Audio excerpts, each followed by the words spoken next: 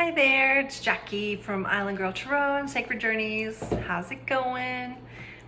All right, guys, well, it's time for another reading. It's Monday, and I thought I'd just do a week ahead and see what we can see. But before we do that, let's call in our angels and spirit guides.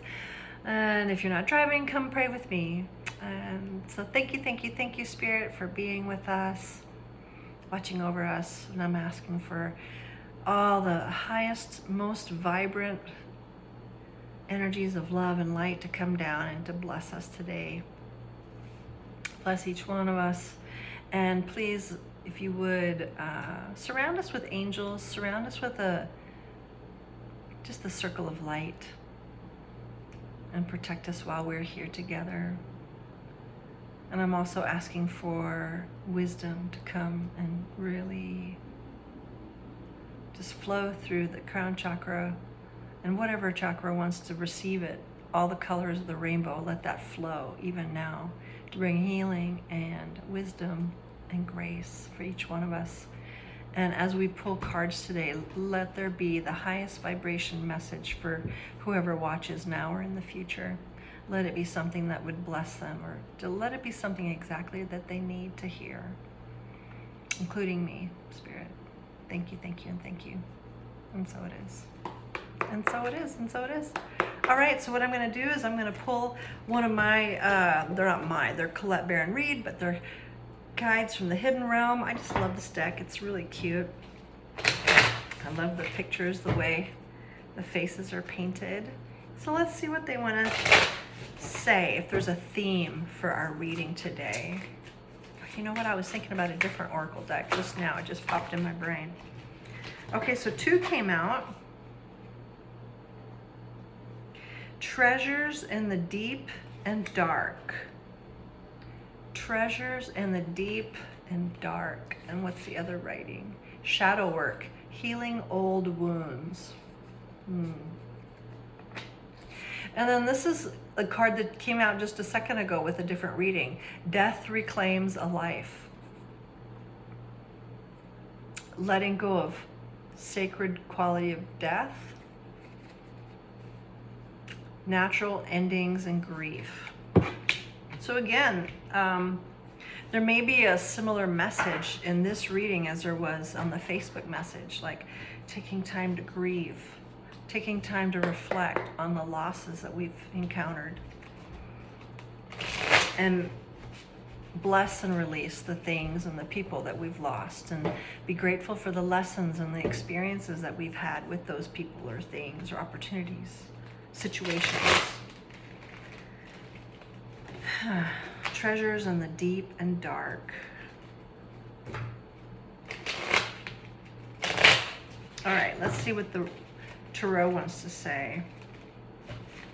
Actually, I feel like I need to read that card. I feel like I need to read that. So hold on, give me just 10 seconds.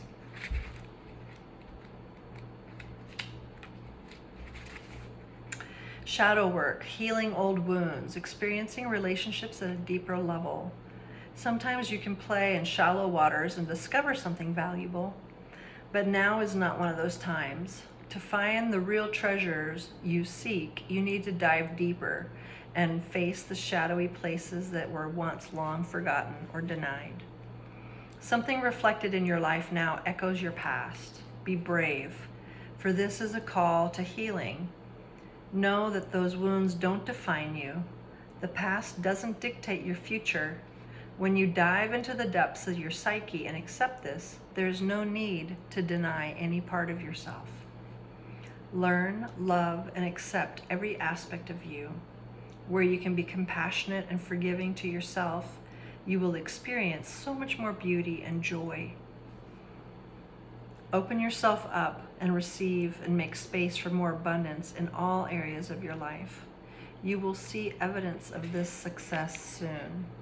Remember that intimacy is found or is not found in the surface. Don't be afraid to dive deep in your conversations with other people.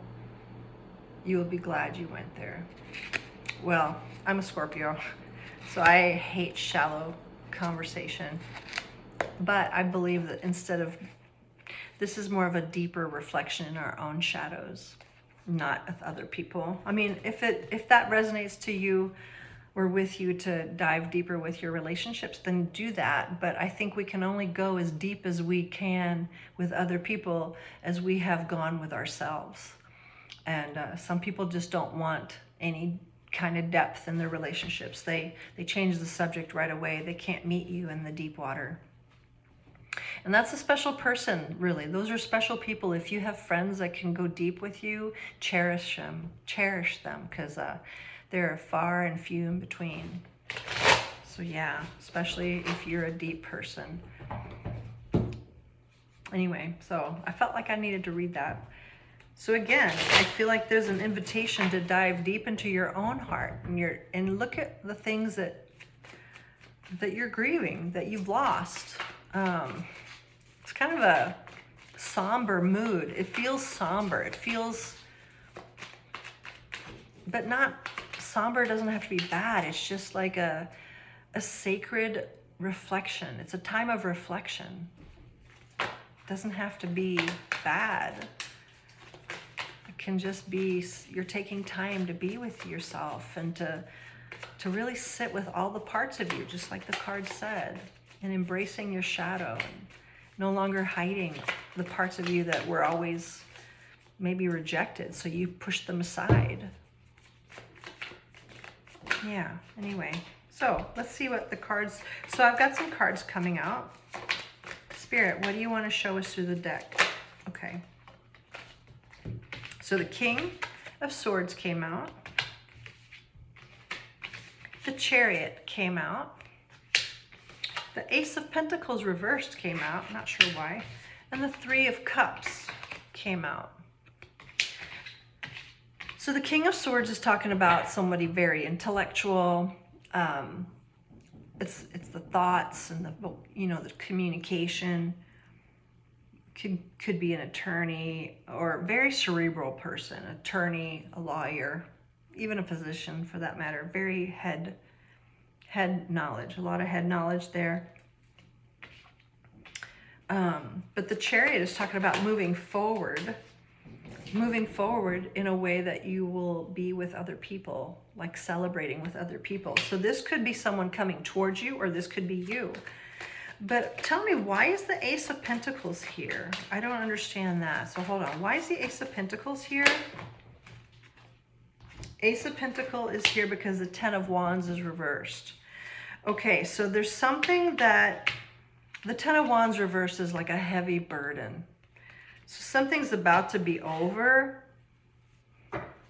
And perhaps that also means that if something's about to be over, perhaps you're shutting the door on something that used to make you money. But tell me more. How is the Chariot? Tell me about the Chariot moving forward. How's that going to show up, Spirit? Nope. I just want to show. So the King of Pentacles popped out. Seven of Pentacles popped out. So Seven of Pentacles reversed talks about wasting time or feeling like you're wasting time. It doesn't have to be that you wasted time, but it feels that way. Like you put in a lot of energy into something and it just didn't bring the results that you were hoping for. So it could very well be that you put in a lot of energy into something like a job or a business and it just didn't bring back the return that you'd hoped for. Or maybe even actually could be school.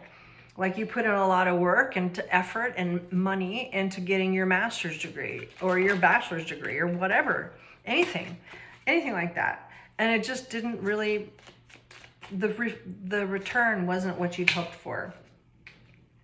But there's going to be a sudden change, actually. A sudden change with the Tower here. So there's going to be a sudden change because the Fire here, the Ace of Fire popped out. Huh. Okay, tell me more. Tell me more about this. Tell me more about the Ace of Fire. Four of Swords. Okay, get ready. Get ready. There's something coming. There's something coming that's going to change things up. Tell us more about this, Spirit. Tell us more about this. Why is that here?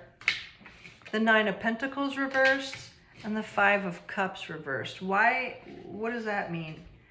The Nine of Pentacles is somebody that she's not doing well financially. And then the Five of Cups is talking about remorse, regret. So tell me, why is this here? Queen of Cups. Okay, so it feels like you're coming out of this energy and you're going to tap back into your Queen of Cups energy. That means you're going to be more heart-centered, more, I want to say passion-based, because it feels like, okay, the King of Swords is very logical, is like what I was saying earlier. And perhaps you've been trying to figure life out from a logical perspective, trying to figure things out. And sometimes life just doesn't get lived. It's really flat in the logical realm, right? It's just flat. It's very air-based. But it feels like there's a call to return to the heart, the passion, the heart. Become somebody that lives from their heart space instead of their logic. And I'm not saying there's anything wrong with being logical or sensical. However,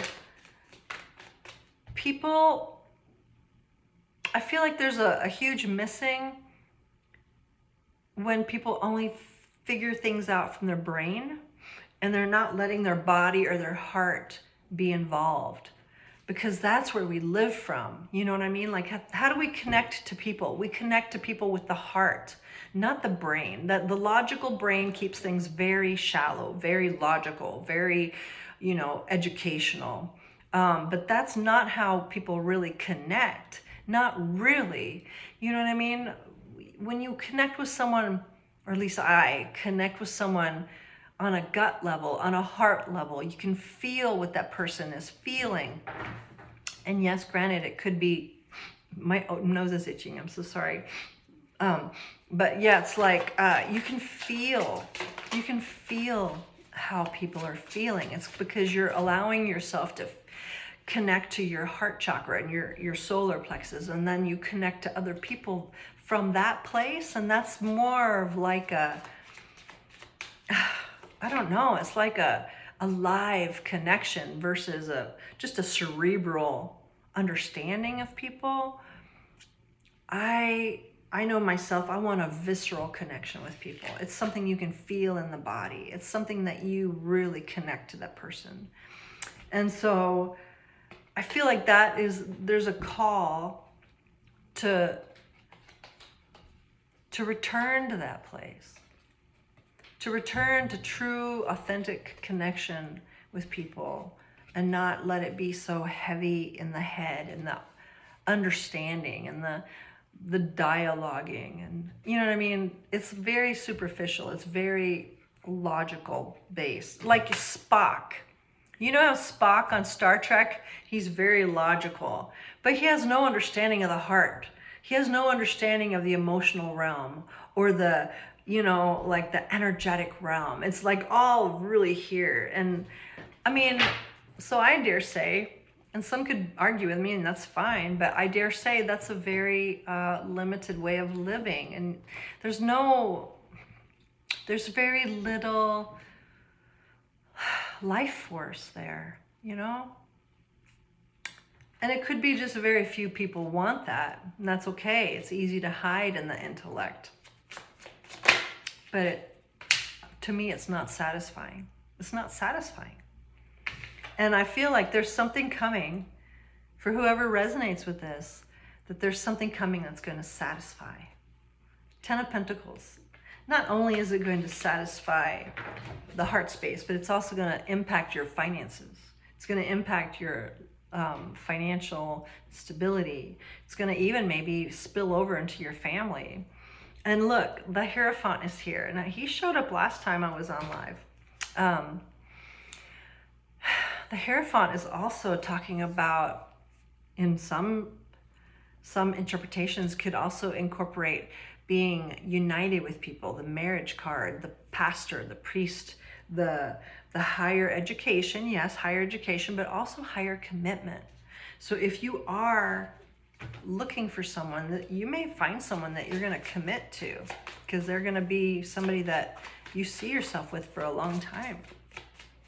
So anything else here? This is exciting, but and it feels also like the precursor here is to do your shadow work. The precursor before any of this can happen is to really dive deep into your shadow and to be with all the parts of you that may have been rejected or denied. Make peace with all the parts of you that people maybe made fun of you, or maybe you were bullied in school, and you started creating masks to cover you up, you know? So it's time to really dive deep into your own being, and who are you really? Who are you really? And let that part of you really shine. All of you, integrate all of you. Looky here, 10 of Cups, fullness of joy, the sun, and the Fool, trying again, taking the risk, letting yourself be seen, letting your whole self be seen. That's exciting. Yeah, that's really exciting. Anything else, Spirit? Anything else that you want us to know? Anything else, Spirit? Anything else? The Devil came out again. The Devil came out earlier. Weird.